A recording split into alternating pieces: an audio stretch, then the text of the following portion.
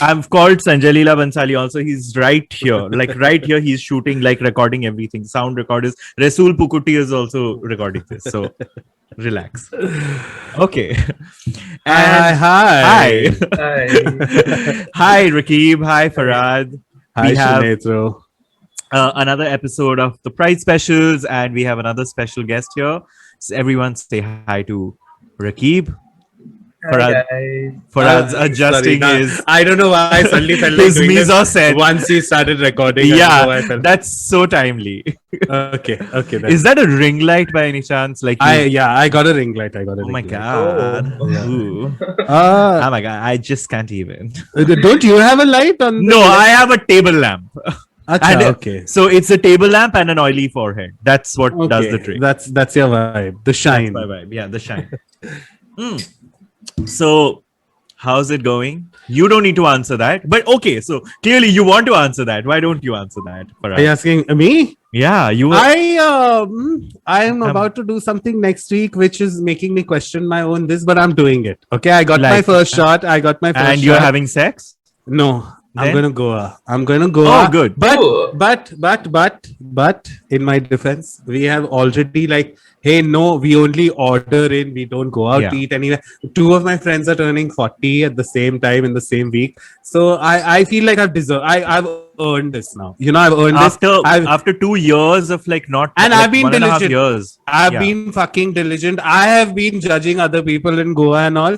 So I feel that's why I'm feeling weird going to Goa. But I feel like I've earned this. Yeah. And even then, I don't know why I'm justifying my trip, but I'm very excited to just breathe different air other than Bombay and Pune. Like I don't know. I'm very excited. Yeah, that's it. So that's what's exciting me. So right Raqeeb, now. what's up with you? How you doing? How's the pandemic treating you? What you up to? Yeah, the pandemic has been quite horrible to all of us, I feel. Yeah, I'm trying to start shooting again soon because there was lockdown in Delhi for the last 1.5 months or so. So trying to get back to work and, just doing my thing, I guess. Amazing. So why don't we start by, why don't you introduce yourself for our listeners? I know a lot of us, a lot of the listeners do follow you, but why don't you give a short intro in terms of who you are, what you do, what are your passions, what's your day job, all of that. Yeah, so my name is Raqeeb and I run this page called Dainty Stranger Photos on Instagram.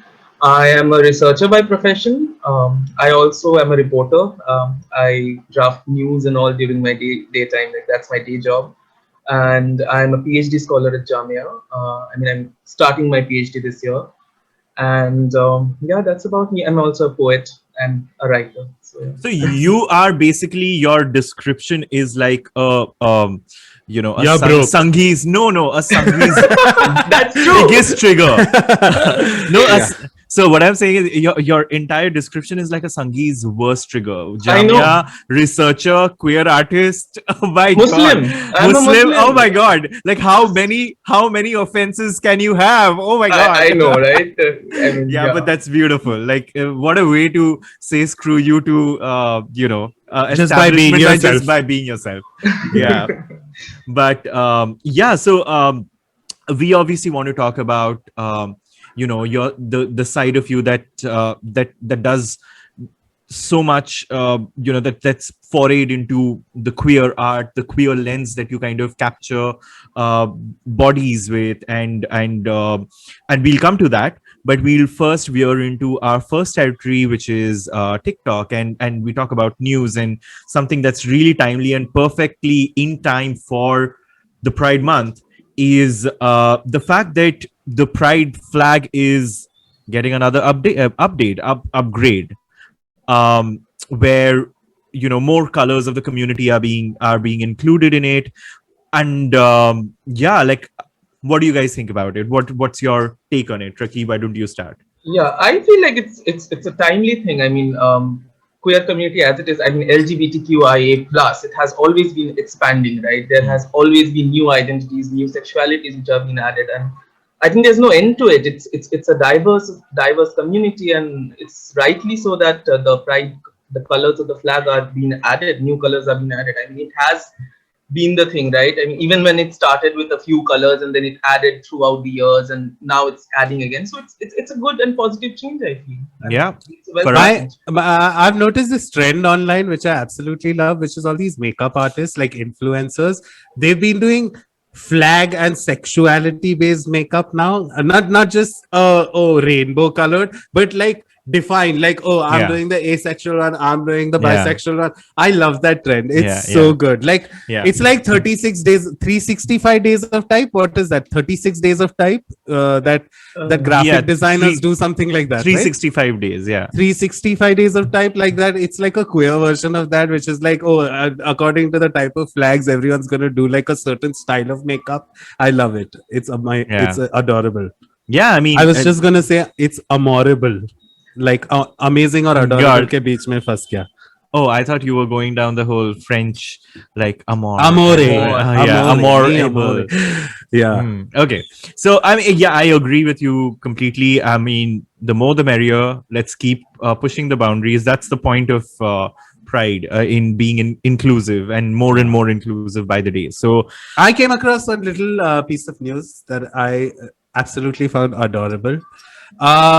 For the first time, the last time this study was done was in 1998, and they found out that 78% of this is only America, only in the USA, but 78% of the people lived in the closet, and this was done in 1998.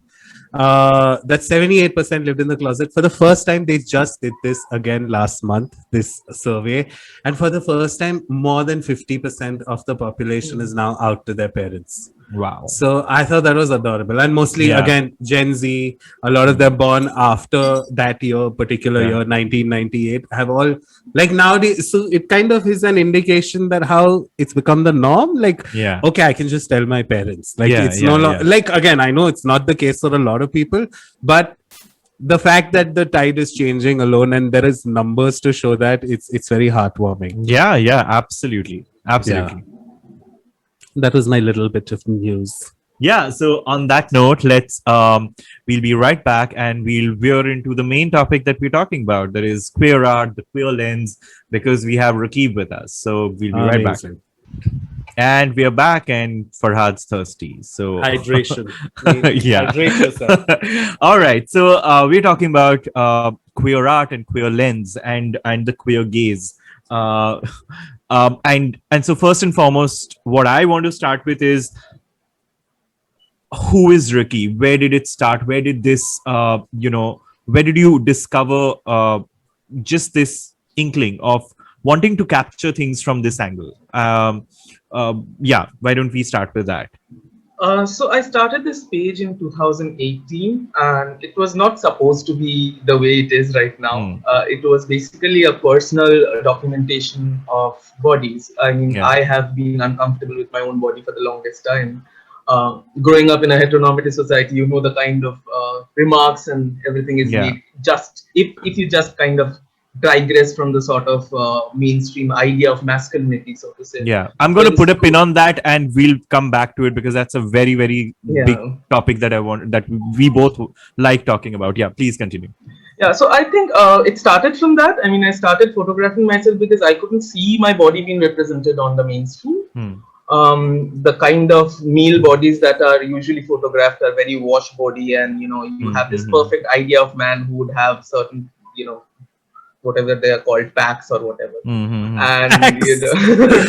Facts. and their face would have certain structures. They should have a good cheekbone and all those things. So I think it came out of a personal space where I was sort of trying to find myself in the mainstream. I mean, I have struggled the longest time to sort of be okay with myself in that sense. There have been problems within my social life, in my dating life, and everything because of that. Because once you're not comfortable with your body, everything gets affected, right? Yeah.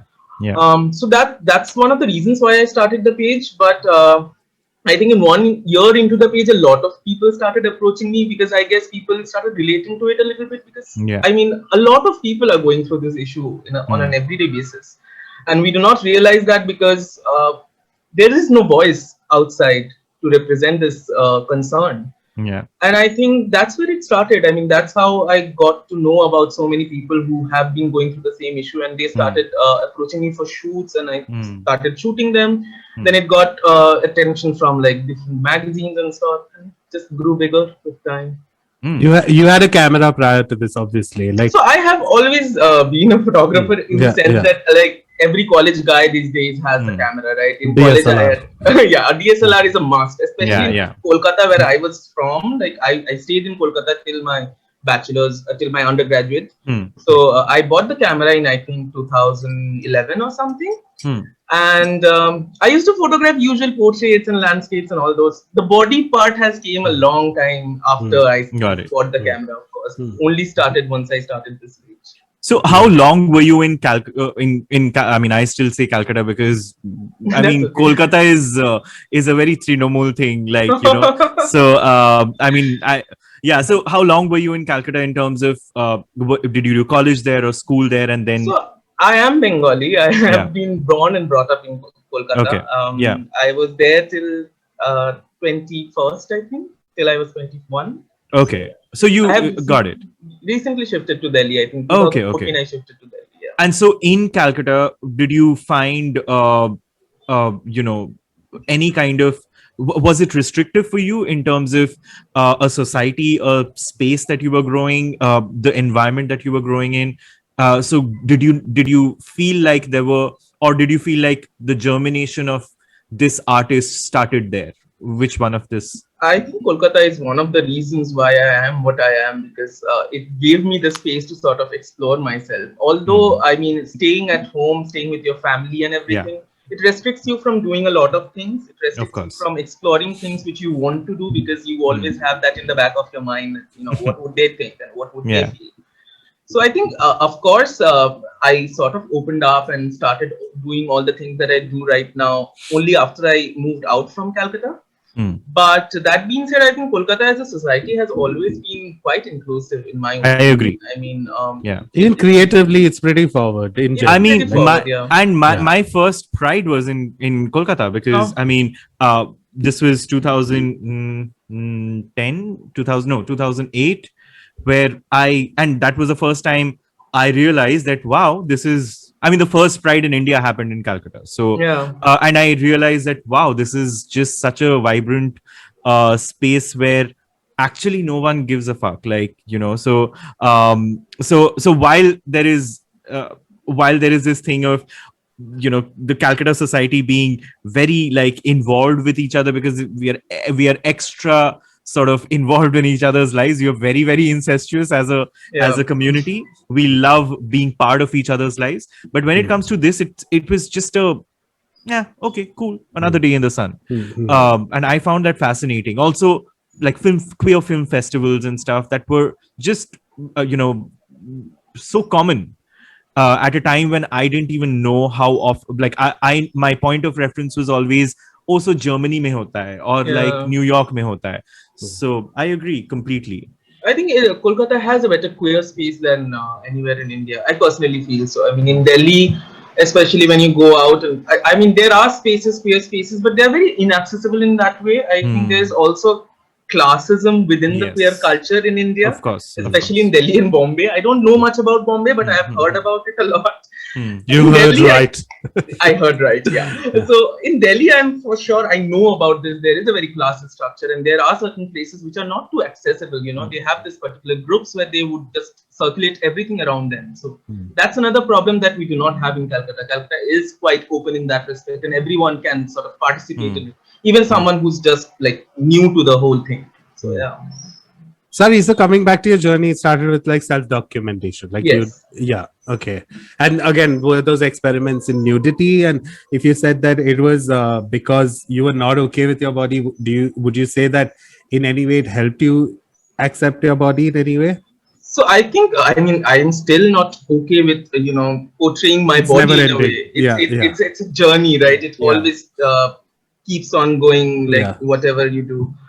In the beginning, when I used to photograph, it was not totally nude, so to say. Mostly parts of my body which I was not too comfortable with. I just wanted to share it and like get it out there so that I can be okay with it. And somewhere it also came out of this need for validation, I guess, that people would say it's okay, you are good, you know. Yeah, somewhere it came from, definitely the validation that I was getting.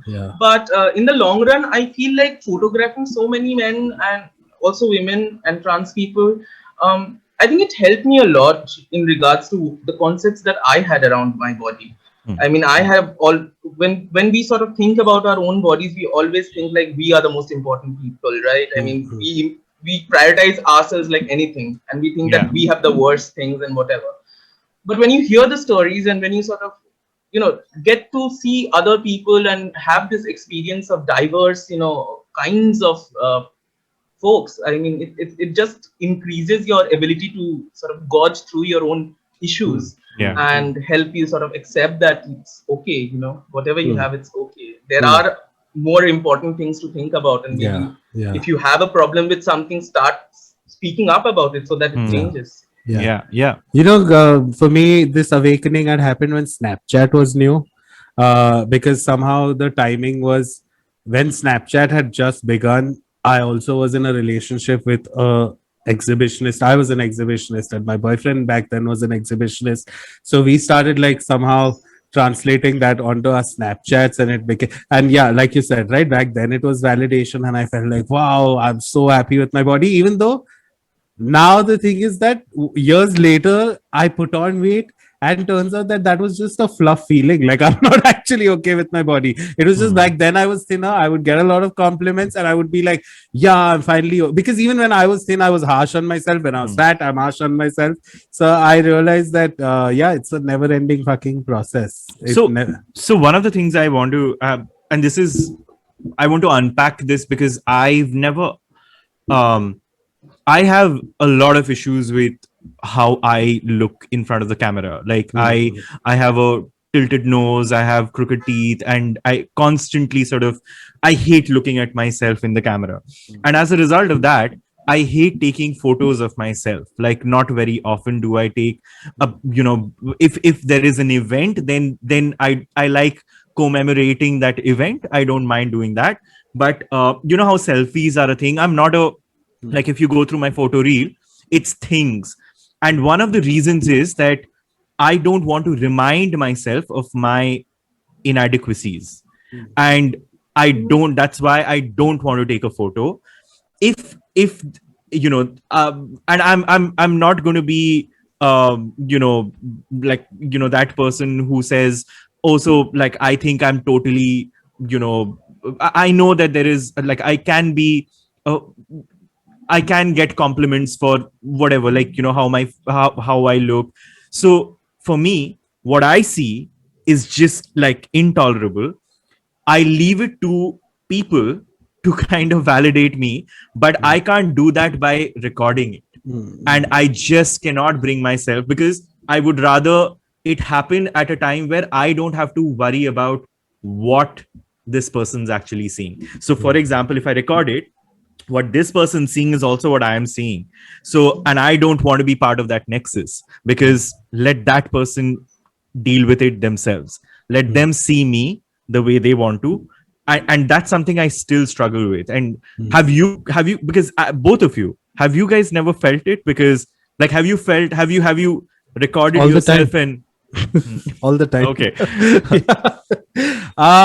No, I get it. But see, that's the thing, right? But sometimes I see so much joy. Okay, so Farhad, for you, I see so much joy in when you record yourself. You know, I see that there is so much freedom in how you record yourself. Like it's so liberating to see that. But I just can't. Like but that's the thing. That's the thing, right? Now, when you say that to me, I'm like, wow, I am successfully putting that out there. But actually, when I'm watching my own shit, I'm like, how are you so happy in this? You are actually so messed up. You're so depressed all the time. Look at your fucking... Even right now, I can't help but notice that just because I've shaved, I can't stop looking at this little patch here. You know, I'm going on focus. Oh shit, your double chin is so visible. Yeah, you shouldn't I get have what you shaved. mean. You know, like... So Like I was angling my face because I have a little mark on my, like, pock mark on my oh my God, it's nose, happened and throughout this call. Even before we started this call, I asked you both, like, I feel like I'm looking a little weird today. I'm Mm. constantly focusing on this zit here. I'm feeling a little pressure here, and there's no pimple there, but I keep thinking that I can see it Mm. all. So sometimes I'm just like, it is never as bad as I make it. The day I learned that, like, Yeah. it's never, and leave alone, it's never as bad. It's not bad at all. I am just Yeah. making it that. It took me years to get to that point, and it takes a daily effort to remind myself that, which is something we've discussed. It's an exercise. Even if you don't do it for 1 week, you can feel very shitty about yourself, but Yeah. it's something you have to remind yourself daily. And especially in the age of Zoom calls and Google Meets, I feel like it has somehow triggered my this even more. Like, I look unsharp today, like, I constantly keep hitting that on myself. Even right now, I feel like, oh, you're looking so, like, oily and this and all, when I've literally, like, our call was scheduled for 7:15. I got out of the shower at 7:10. So you know what I mean? Like, there's nothing. Basically, I've learned that I cannot appease myself. I cannot, like, make myself happy in this. So I just resign now. Like, okay, chalo, maar lo. I'm telling this to myself only, and whatever, I'll eventually stop thinking about it when I have to think of dinner or watch something. So I just wait for a distraction till I stop doing it. Basically, I don't know if that's healthy, but that's that's what I figured out for myself, at least. So Raqeeb, what's been where are you at now with this the relationship with your body? Because now Yeah.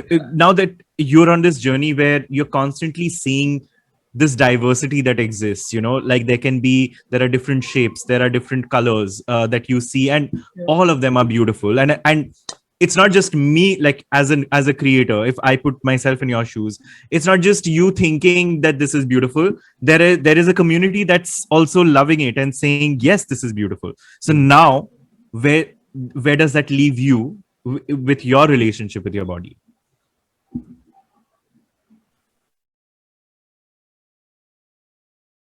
Yeah. So I would first like to continue from Farhad's point a little bit. I feel like it's in human nature that we are never satisfied with ourselves. We are, no matter what we do, no matter if we are like walk away models or runaway models or whatever, we are never happy. Yeah. We always have problems with ourselves. We'll find one point or the other to sort of find that, this is not perfect. I wish I had this. So I think that's just all of us. You're not alone. Can I give a quick funny example? I was dating a boy Yeah. who's thoda, matlab, his English is vernacular, basically, like, Yeah. his English wasn't good, and he wanted to be a model, and he could have easily been a model. And his biggest, like, how ours is weight and body image, and everybody has their own set of, like, whatever insecurity. His biggest anxiety was public speaking or talking to people, because especially once he came into my life, all my friends are very like, oh, let's have a kiki, and he's like, what are they doing? You know what I mean? Like, again, I always, like, I could see it on his face, right? And the biggest reason he used to struggle with his modeling this is because he was terrified that he would have to talk. And I remember it was so funny, around then FTV used to be a thing. Yeah. And I was watching I wanted to work for FTV. Yeah. I really wanted to work for FTV. Honestly, FTV for the longest time was the best source of music. In Mu- my life. Like, Oh, oh my music. God. Music. And men, of course, like beautiful men. But sorry, what I was getting at is, I remember while he was in my life, I remember one day I was watching FTV and I was watching the interview of a Parisian model. And someone asked him, what scares you? Like, what are your... And he said that I can't speak English. And I was like, for a second, the coin dropped in my head that here's my boyfriend who's struggling to be a model, and his biggest anxiety is he can't speak English. And here's this fucking ramp model in France, which is like the fashion capital or whatever of the world, where that person has the same anxiety. So I really kind of, it was that one instance was such a huge learning for me, that this is how anxiety works, right? Like, you can be on both sides of this. You can be okay with something also, and you could have achieved something also. But if something is bound to dog you, it's your personal this to sort of work around it. I have this really weird analogy, and I'm one of those people who has to have like a really clean sort of room and home and all of that. I say, if you clean your house every day, you have to clean your house every day. And it's the same with your looks. If you feel attractive even for a second, then you have to go through the whole gamut of making yourself feel attractive, because once you felt that, then you have to work towards feeling that again and again. It doesn't come naturally. Like I think we are programmed to feel exactly. shitty. Even when I was talking about Goa next week, I realized, holy shit, I don't have swimming shorts because I've not gone swimming in forever, which means I went on Amazon, which means I had to choose the size of the shorts I had to buy, which suddenly made me realize, oh my God, will I be the fattest person getting into the pool? Like, it is like a domino effect waiting to happen all the time. And it's a trap, honestly. The thing is, now I don't fight it anymore. It's a trap. If I find myself in, I don't try to like, oh my God, you're so fat. I realize, oops, I stepped into shit, and now I'm just gonna have to scrape my foot and keep walking. Like that's where I am with like body acceptance, at least. Like, because it's never gonna end. I know this. It's never gonna end. Sometimes I'm like, wow, you're 36. Now your body is in decline. Even if you work out, there is no point. And then sometimes I open Instagram and there's some 50-year-old guy who lost 100 kilos at 50. And I'm like, no, but it's possible. But what are you gonna? It's endless. It's just so exhausting. There's always something that will plague you. So yeah. So I wanna understand, while this is very personal, while this journey has been very personal, have there been inspirations that you've drawn from? Who are the artists that you sort of take from and imbibe art from? Yeah. So the main point of the page in the beginning when I started photographing people was sort of to move away from whatever has been represented before. So in that way, I do not have any idols, so to say, but I did look forward to some of the works that there was this artist whose page sadly isn't there on Instagram anymore. His name is Pulkit Mogha. He used to work around Skin X type. Yeah, Skin X type. So he used to work around such issues. There's this other photographer called Orko Patro who earlier used to work around these things. Honestly, I don't mean to offend you, but when I see your page a lot, I see the Orko Patro, Patro. I see the shoot styles and the boys. Again, maybe Kolkata. That's what. And, he's a very also very overlapping models. The same boys, like. Is it? I don't think I have shot with any of his models. One of them. How dare you, Farhad? One of them. How dare you? No, he's wrong. No, he's not wrong. One of them I have shot. Yeah. Okay. But his work has obviously changed over time, and he's more into fashion and everything right now. But of course, growing up, when I saw his work, it definitely sparked interest in me as to this is the kind of art that I would want to do. Then there is this particular movement of factory culture in 70s, 80s America, which really sort of influenced me. I'm forgetting the photographer's name, sadly. It's okay. He made a lot of films as well, and he was one of the first American directors to sort of focus on male sensuality.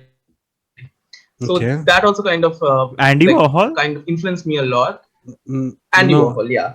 Oh, okay. Yeah, Andy Warhol. Okay. Yeah, Andy Warhol. I forgot Andy Warhol's name. My God, our minds are certainly not in the right place right now. But Andy Warhol, and then I watch a lot of films, so I also am kind of influenced by the kind of aesthetics that Gus Van Sant has over the years sort of done films. Yorgos Lanthimos.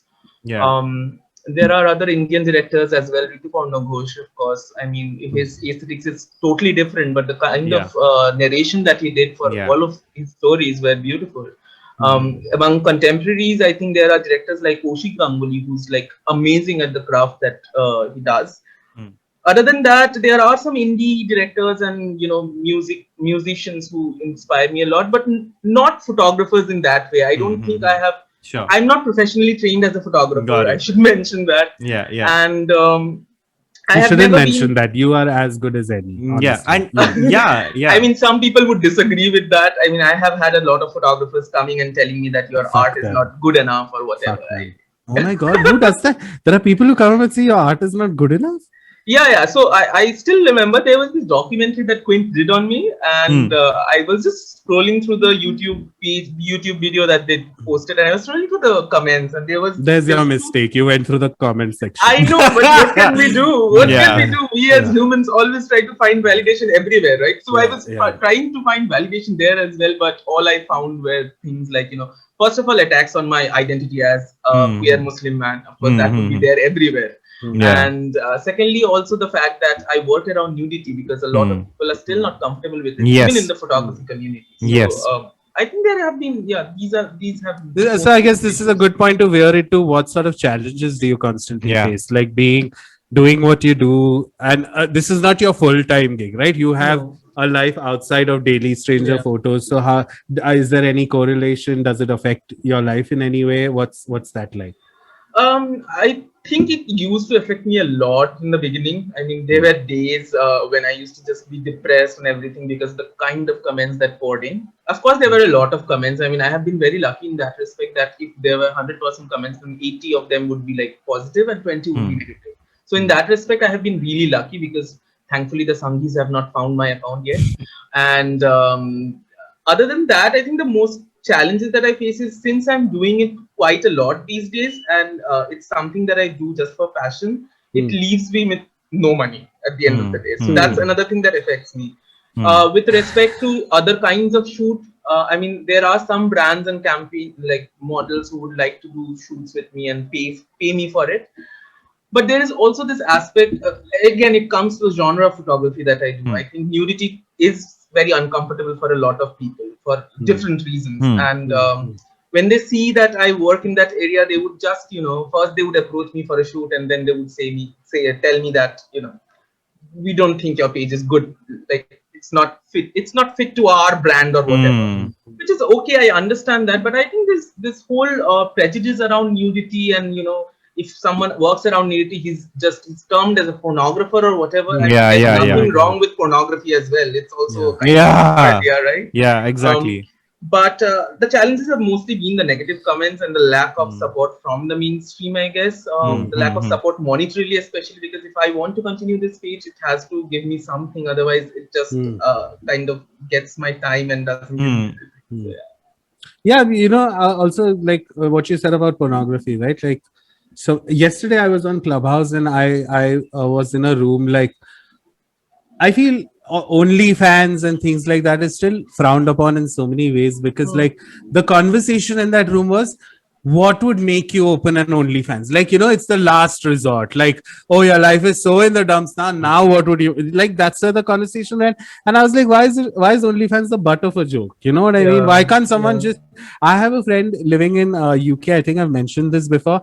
He makes £6,000 a month and he's an investment banker on the side, but he has an OnlyFans. £6,000 is enough for him to fucking vacation enough, like as much as he wants, and it's a lifestyle, it's a choice. And I just feel a lot of times, he does these posts where someone mailed his mother something, like, oh, look at what your son is doing, and he's like, why is it such an issue? And he tackles it right at the jugular, right? And even in my little tryst with whatever I had with nudity back then, I have had like, even now, today, as of today, I was on Google Meet and suddenly my boss was like, oh, you are quite the star on Clubhouse, I've heard. And I was like, what does that mean? And he's like, no, someone from HR sent me a screenshot. So first of all, when he said that, immediately I got a little, because I speak in very sex positive rooms. I speak in very and I work for a corporate, so I don't know how that translates to them. Like, oh, this guy talks about anal sex online. Like, what the hell? I don't.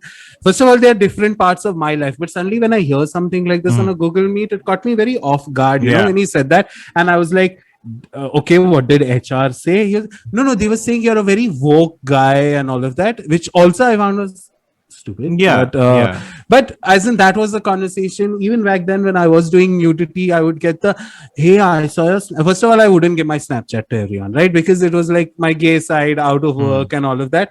But again, when it was the rage, why it becomes why won't you give me your ID? I'm not talking about gay boys, I'm talking about straight colleagues and all of them. Why won't you give Snapchat? And I was like, okay, if you can digest it, here's my Snapchat. And then having an offline conversation about it with me, I would find that like, no, don't talk to me about don't talk to me about it. Like, don't even bring it up. I had one friend, very dear friend, who'd constantly feel the need to like comment, like, oh, last week you had fun, huh? And again, I would never, there was never like, oh, penetrative sex. I'm not showing that kind of stuff, but maybe I ejaculated on my boyfriend's chest once, and I like the way the cum had splattered on his chest. So just a picture of his pecs with cum on it, that's it. But oh, last week though you had fun, huh? And then suddenly you realize, oh, you're belittling what I am. Yeah.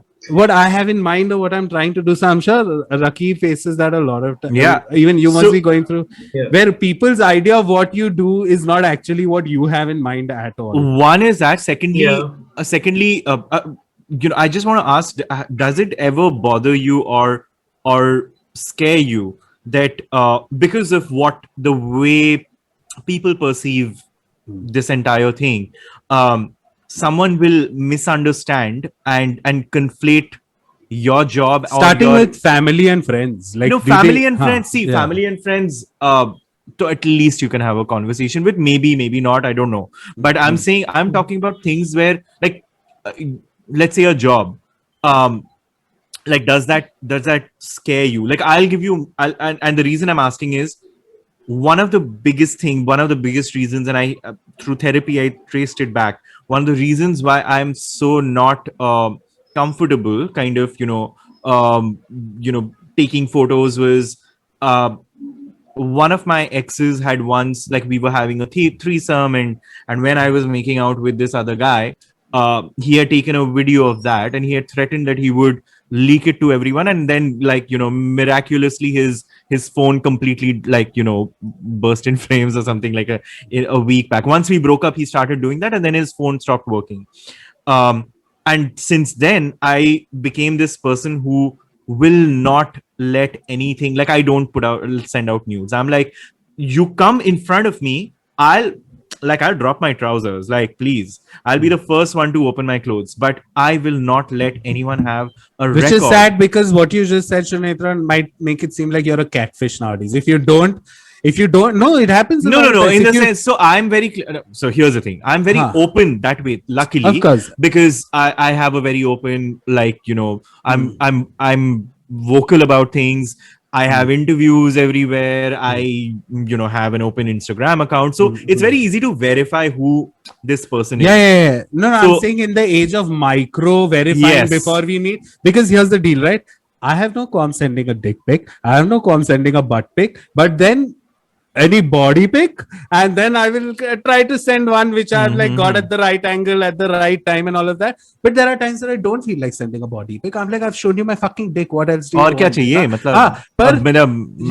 That's also a deal breaker. Okay, it's a thing a lot of times, where you have to like digitally provide, hey, this is who I am, and then only you are accepted, which is like a fuck all ideology, but it exists. Yeah, so coming to that, like, does that fear prevail, like, for you, or is it something that you've gotten over, or has it never occurred? Like, No, of course that fear prevails. I think this is another universal problem that you're talking about. Everyone has that fear, whether pictures get leaked or people say different things about it.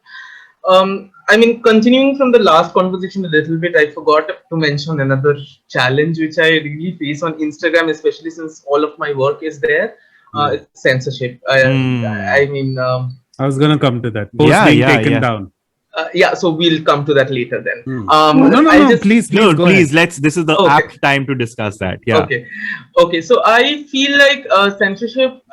I mean, when I started the page in 2018, I think it went like 6 months without any censorship, so to say. And after that, it just started blasting because more people were seeing it. And organizations like Homegrown and Gacy Family had featured me already by then. And, it had a better audience, bigger audience, so to say.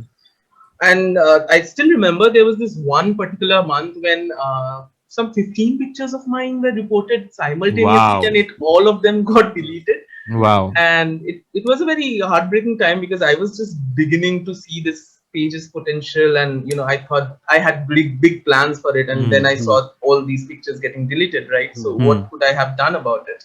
Not that you get to see the people who are reporting it. There is an anonymity on that respect, but you have to bear the brunt of it. Censorship has mostly been, I think now it's getting even worse with the new guidelines. I mean, I still remember earlier when I used to post pictures with sort of like a bigger frame, and where the back nudity was prevailing, it wouldn't be a problem earlier, but now it is a problem. Another problem that I've really seen in recent years is how it sort of differentiates between white bodies and non-white bodies. So colored bodies have different paradigms of judging. You go to a page where they have white male bodies being represented, and you would see very explicit pictures being out there, people commenting on it, it's getting reach, it's getting thousands of likes and whatever. You do the same with an Indian context. Of course, you would have the Indian audience reporting it, and then there is, if the Indian audience kind of sort of misses the opportunity to report it, then Instagram would take it down. So there is a racism problem within the structure of how things are censored on Instagram as well.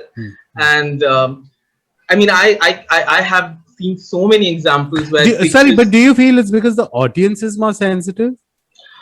Both of them. I don't think that it's only because of the audience is sensitive, because there are certain pictures which would not offend the audience in that way, but you see them getting removed anyway. Also, I have seen like closed accounts, locked accounts, which are private accounts, which do not sort of give the access to people outside their known circles, and they are still getting deleted, and that's because of Instagram.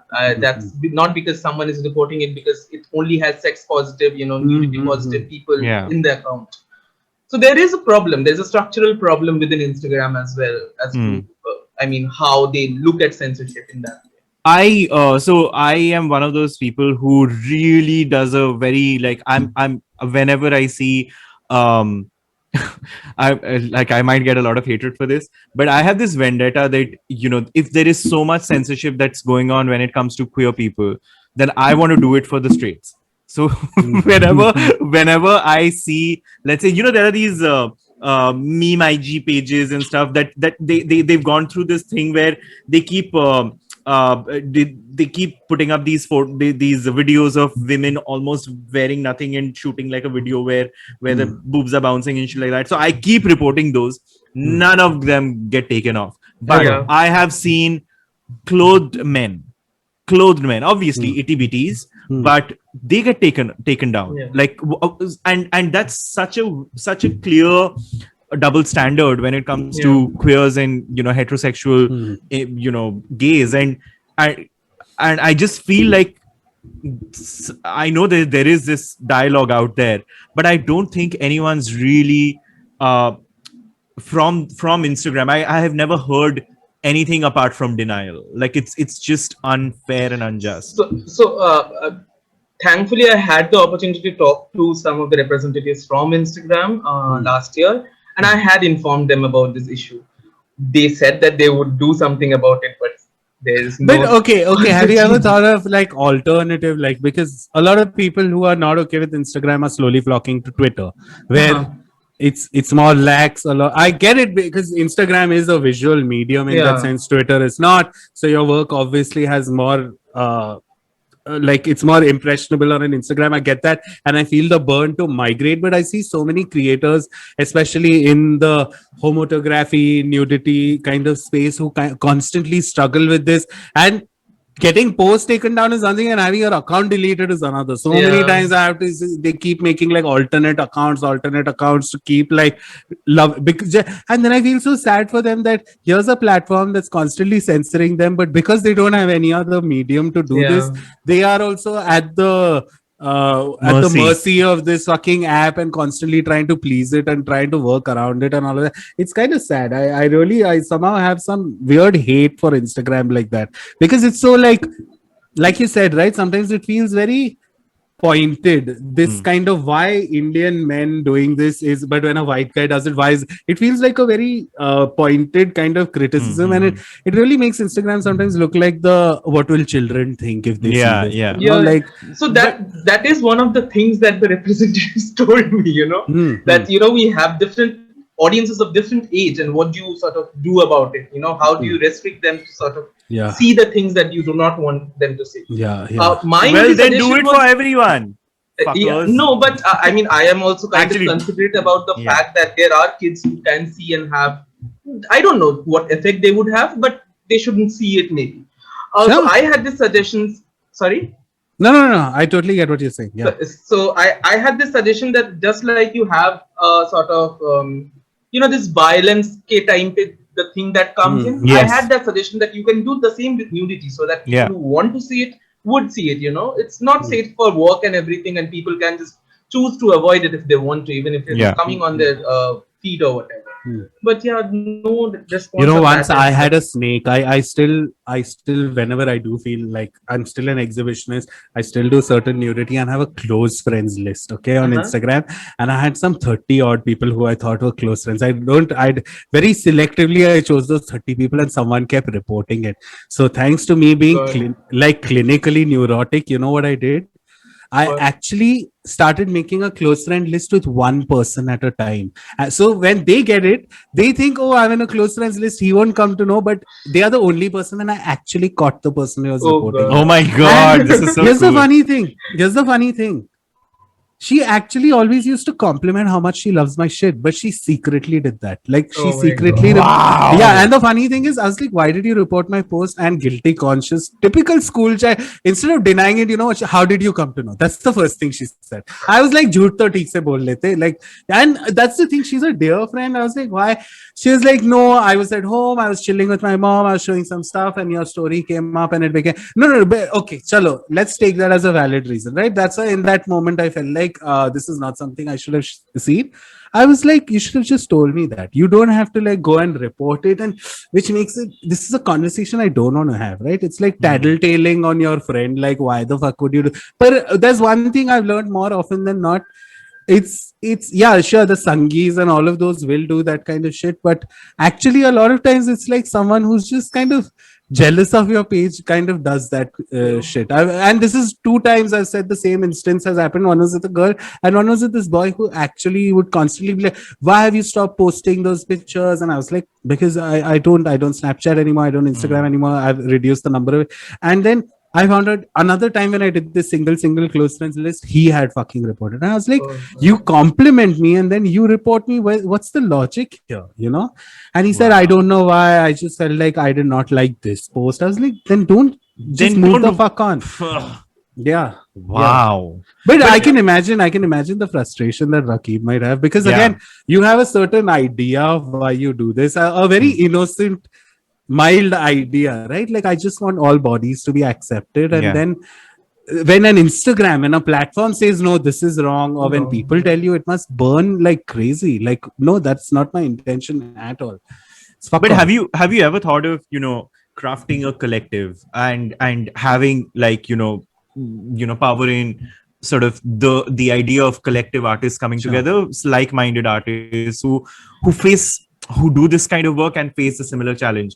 Have you ever thought how maybe approaching it from that angle would maybe change it? I don't know. I There don't know is- whether you have. There is a collective called the Unclad Collective, which is run by a friend called Elena. Hmm. It works with Budor artists in India, Hmm. and I am part of it. I have been sort of working with them as well. I have close friends of photographers who work around the same area, Mohit Tiwari and Tushar Chaudhary and people like that.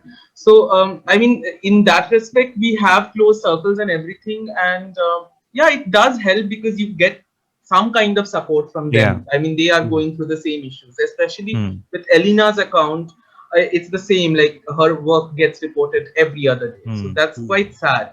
Extended from your point, Farhad, that you asked me about whether I would like to shift to Twitter or other platform, I have always thought about having my own website. So I would not You must, probably shift to Twitter, so to say, but Sure, I would sure. definitely have a website very soon. Again, which can be because there are so many. That's what happens internationally, right? You have Yeah. your conceptual. Yeah, You have I these love kind, concepts. Yeah, exactly. You have these kind of platforms first, then social media later. Which kind of whether it becomes a magazine collective or a zine or what. Zine, is that what they're called? Zine. Zine. Zine, yeah, that. basically, like that kind of culture. I feel it's a lot of times, because even with Pulkit, with all of them, I keep seeing how these social media people are just gonna fucking keep hampering your progress in that way. So you could ye bahar se nikalo, where if something works outside of these realms and then it translates online, I feel like it's Yeah. way more.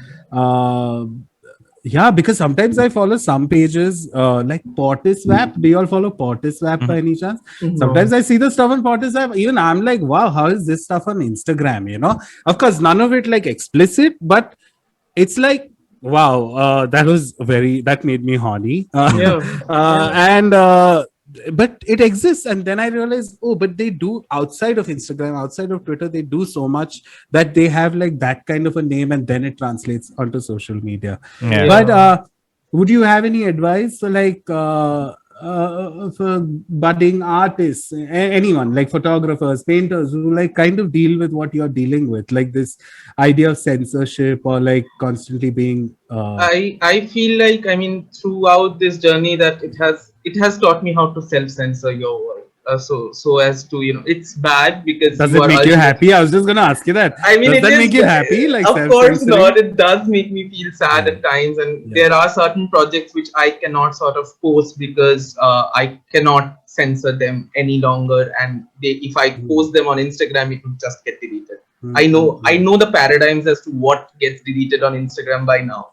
So I mean, that's sad, but you get to learn self censorship. I don't know whether it's a positive thing or negative thing, but yeah, you just get to learn that, and you start mitigating within what you can do and what you cannot do. The only thing that I would sort of suggest to artists or anyone who's starting or trying to get into this field is, you know just don't be like other photographers doing the same work over and over again. Just have Find your voice. Yeah. find your voice. It's always good to find your voice. I see a lot of photographers these days who copy paste things, and it's just horrible, even within the queer community. Yeah, there are these memes of the queer photographer starter pack, where you put someone in an underwear and a flower pot and like a fern in front of them on a stool, and like white pastel curtains walls. behind. Yes, yeah. Like pastel walls and white curtain. Like that's just like everyone's doing that. Yeah. Come on. Yeah. You just describe Arka's earlier work. No, Earlier work. I follow this this photographer called he's a stylist come photographer. His account is at the rate Chantar. He's a POC and I think he's Filipino. I might be but he's I think he's Filipino or Vietnamese.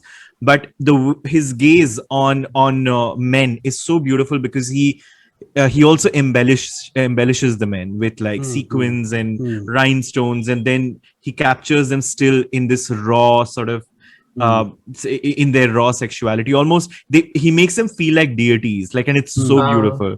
So yeah, like honestly, I feel mixed medium is another like experiment with mediums. I feel I sometimes especially with Instagram, right? Like Liberatum. Do you all follow Liberatum? Yeah. That is such a good example where it's a mix of nudity, a mix of body positivity, words and poetry, and so much. It's so much like, but all of it centered around the idea of liberating you as an individual.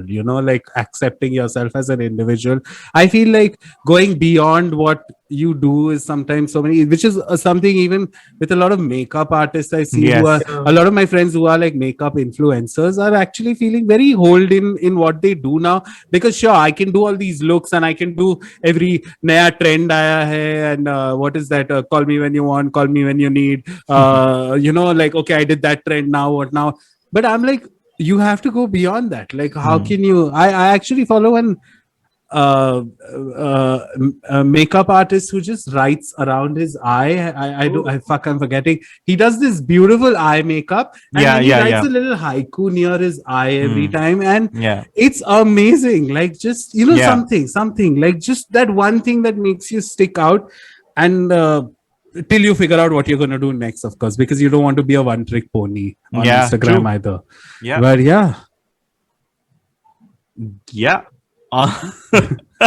Was there anything else you wanted to talk about, Raqeeb, like especially related to your work?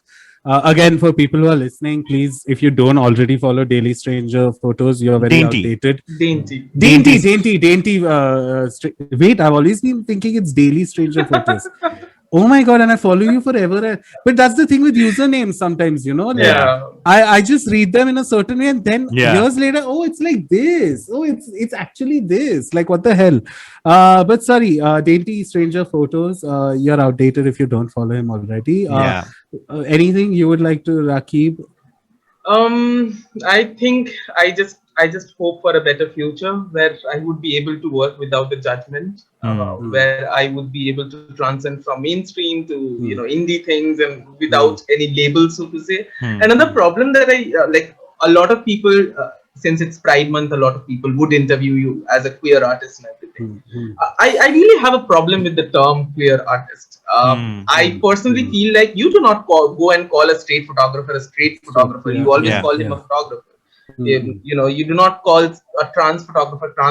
You just call them a photographer. So why just call a queer photographer? There's more to a queer person than just his queerness. Because I recently read somewhere, and this is because of that whole Siddharth Batra and iska controversy, Komal Pandey controversy recently, where queer artists, it's because all these portals and all these platforms like Homegrown and all, they need to like give some sort of context to the art, right? Like, oh, this is why this queer artist, that's why they create this, which is also very stupid as a concept. I totally get where you're coming from, Raqeeb. But I have always been like very open about this. I have had problem with this term from the very beginning since I started working, and all the institutions or magazines or whoever has interviewed me, I have always tried to sort of keep my queer, this whole thing around queer photographer, right? I do not think that it's needed. I mean, as soon as you say that this is a queer photographer, you are trying to say that all his work or all his all his problems or issues are surrounding this particular issue. But it's not just that. I am a Muslim queer man. I have different issues to myself.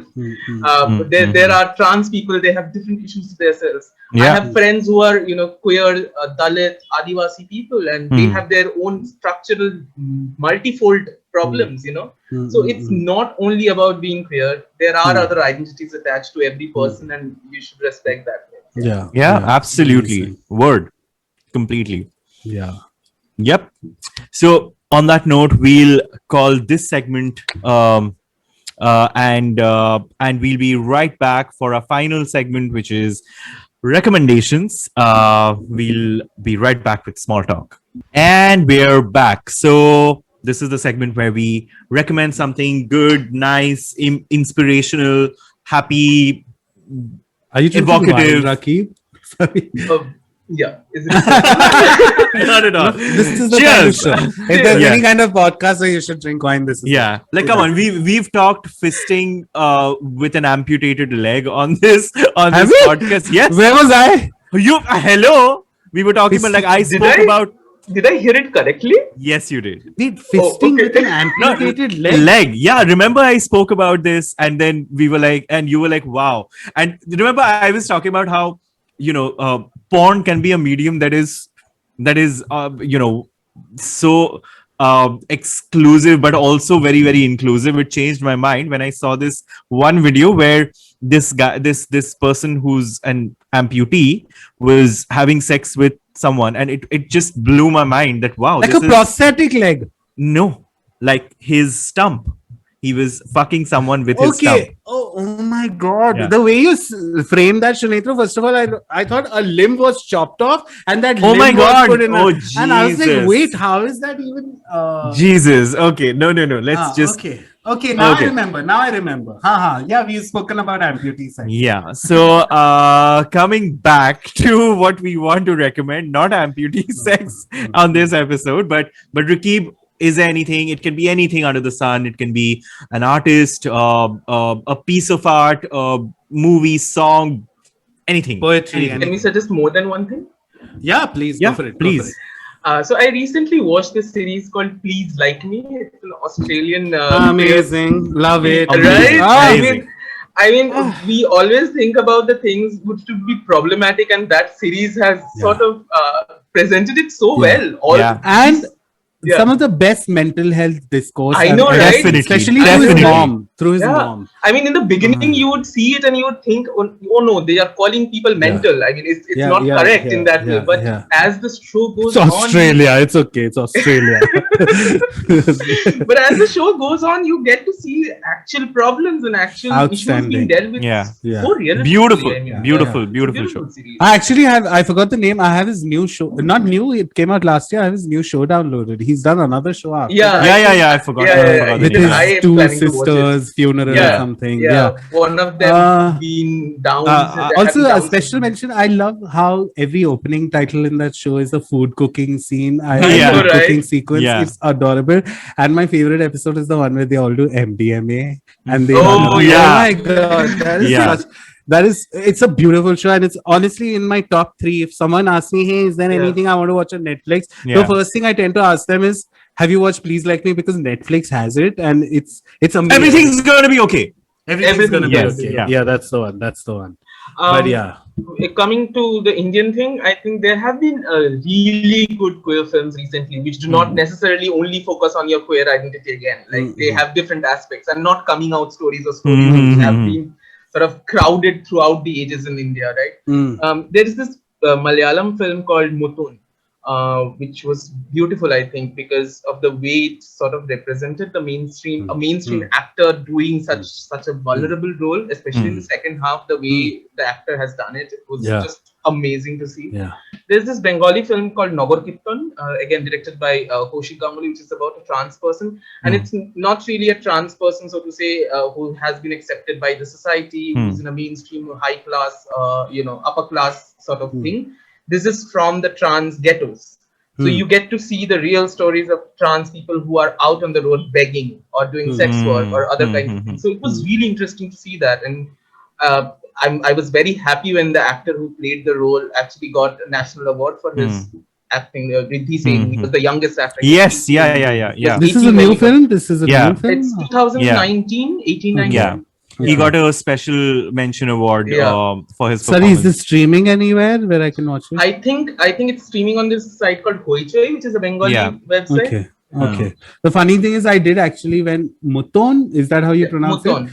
Yeah, when it had come out, I just read the title and I was like, wow, a movie about mutton. I actually I remember Googling it thinking, wow, there's something. Because I don't know if you all have seen Angamali Diaries. No.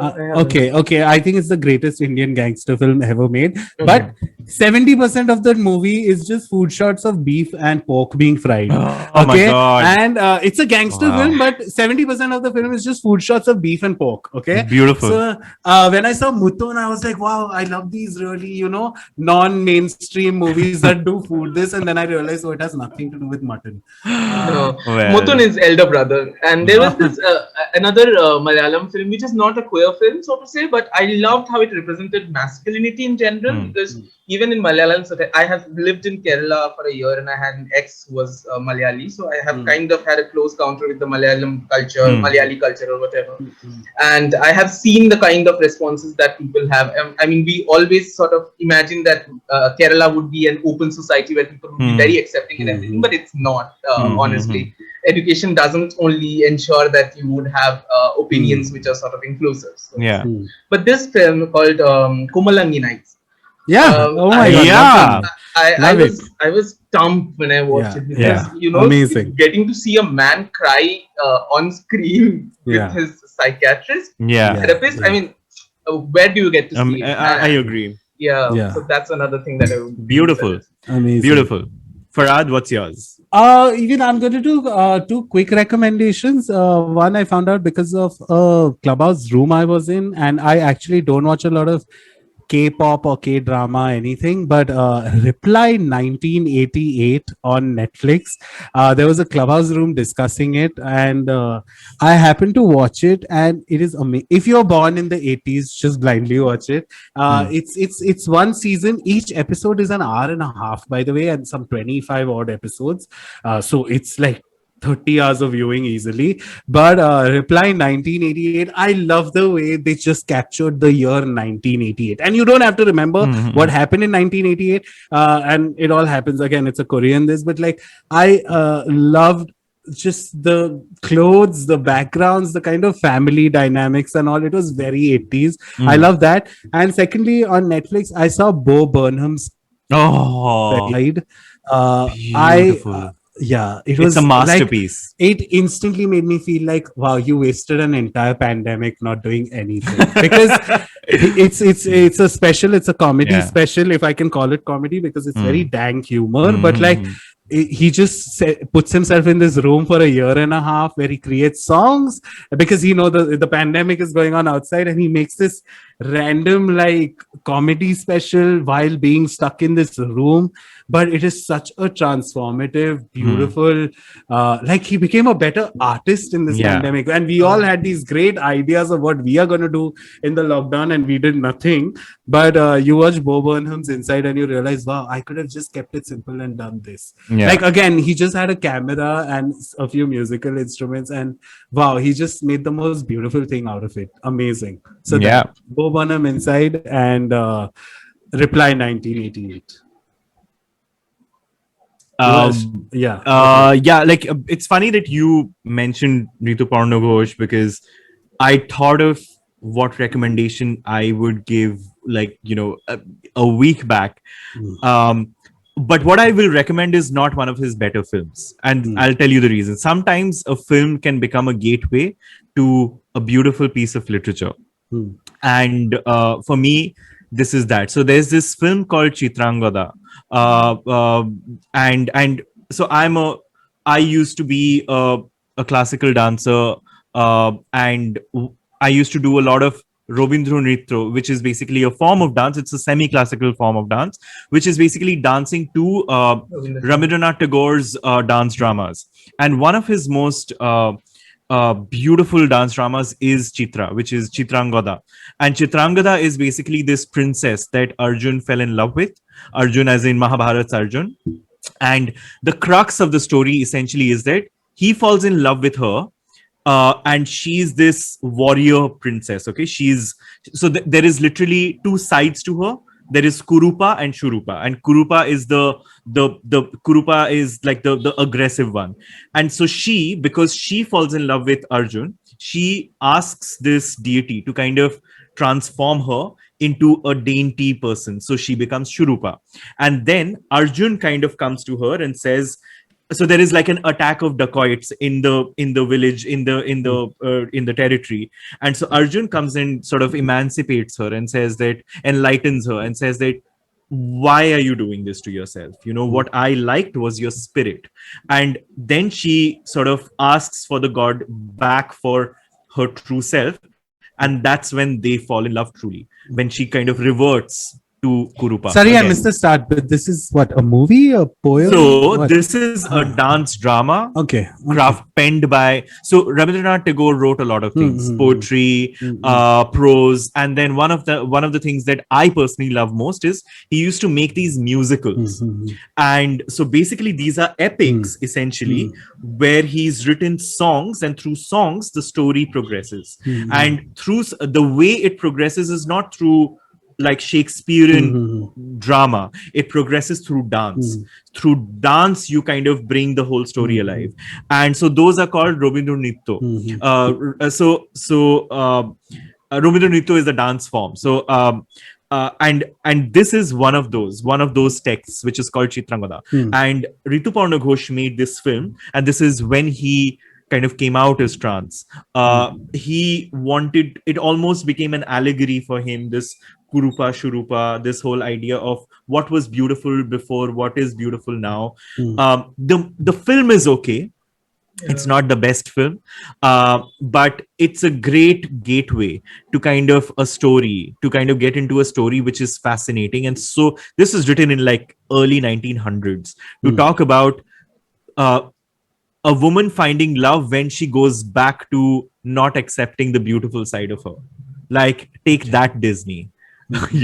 So and I find that text one of the most liberating texts ever read, ever written. So yeah, so give it a shot. I think it's on Hoichoi, Chitrangada, and watch it, and to get another hopefully, platform subscription now. but Jeez. hopefully that'll also get people to read a little more Tagore, because Tagore's just like mind blowing. So that's my recommendation. Sorry, why? Because this is our pop culture section. Sunetro, I've been meaning to pick your brain about this. What did you think of Mayor of Easttown? Yeah, what the fuck? Why is everyone loving it so much? Sure. It's very okay. What I don't like about it is it's so awards baity. Like, you know, this format of Dead Girl dark, shows up. dreary, It's Dead Girl shows a dark, death. dreary town. Yeah. Like, I've seen it in, like, you know, Broadchurch. I've seen it in The Killing. Like, I've seen it Everybody is enough. suspect. It started Yeah. Twin Peaks, all of it. The one That's dead body what. shows up and everybody is suspect, and then Other there's one perfor- female cop and top of the lake. Hello, hi. Yes, yes. Oh my God, And that's what I've seen it being done better. Like, I think Top of the Lake was way better. I think Broadchurch was way better. So, I mean, are the performances good? Of course, they are good. But I didn't, it's not. I'm glad. I'm glad. I just wanted to bring this with up me. because, you know, everywhere it's like, oh my God, watch Mayor of Easttown, Mayor of Easttown, ठीक Mayor of है Easttown. यार. And I'm like, it's one of the most average things I've seen in a long time. It's And okay, like, yeah. yeah, sure, Kate Winslet cries, I feel for her, but that's Yeah. about it, you know, like, uske aage kya karu main? Yeah. That's what I'm saying. It's well acted, Yeah. decently written, but ठीक है. Like, it's this year's flavor. Like, it won't, I don't think it'll stay with me ever. Yeah. Yeah. Okay. On that, leaving all the Mayor of Easttown fans down in the dumps. Yeah, you're welcome. Thank you so much, Raqeeb. Yeah. This was amazing. Honestly, Thank you this for is a having topic me. we've touched body positivity and all, but we've never like touched Gone on deep into censorship it, and yeah. what it's like to be an artist who's facing censorship. And also, this is the first time we've got some insight on that. Thank you Yeah. so much, man. Thank you for so much. having me. Yeah, It's a anytime. pleasure. Yeah. And thanks, Sunetro. Another week. Another Amazing. week. Thank you so bye. much. Oh shit! We'll after the episode. I'll break. Sorry. I'll be in Goa. I was gonna be like, I'll be in Goa next week, so we'll have to record accordingly. Sure. All right. Yeah, that's See it you for this week. guys. Thanks for Yeah. listening. We'll see you soon. Bye. Bye. Bye, guys.